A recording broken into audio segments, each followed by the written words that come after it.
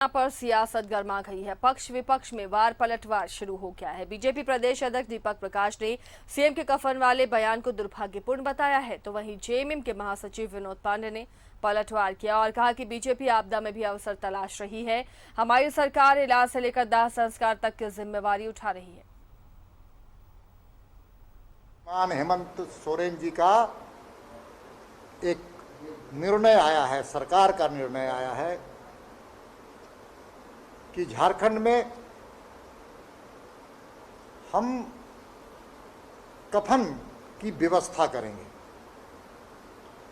बड़ा दुर्भाग्य है, आज झारखंड की जनता जिंदगी जीने के लिए तरस रही है और सरकार को, राज्य की सरकार को जनता के साथ खड़ा होकर के और उनके हेल्थ सेक्टर में बुनियादी चीज़ें, दवा, ऑक्सीजन, वेंटिलेटर की सुविधाएं देनी चाहिए थी, उसको न देते हुए सिर्फ और सिर्फ कफन की व्यवस्था करके झारखंड की जनता के हृदय में तीर चलाने का काम किया। और झारखंड की जनता इस बयान से मर्माहत है।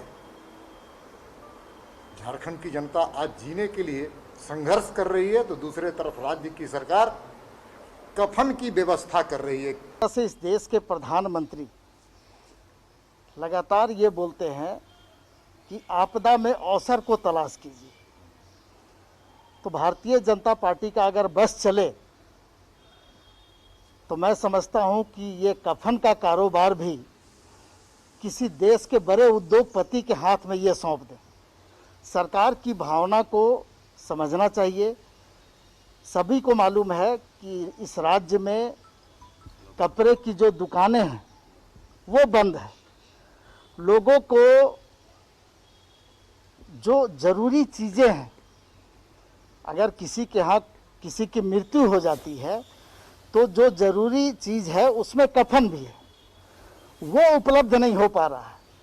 तो कुछ लोगों की ये भावनाएं थी कि हम लोगों को कपड़ा दुकान बंद होने से कफन भी उपलब्ध नहीं हो पा रहा है।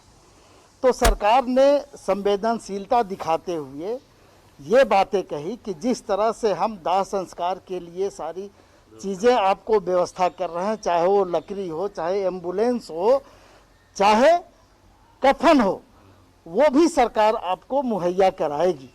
लेकिन भारतीय जनता पार्टी को ये नागवारा गुजरा, ये इसलिए कि चूंकि कफन का कारोबार किस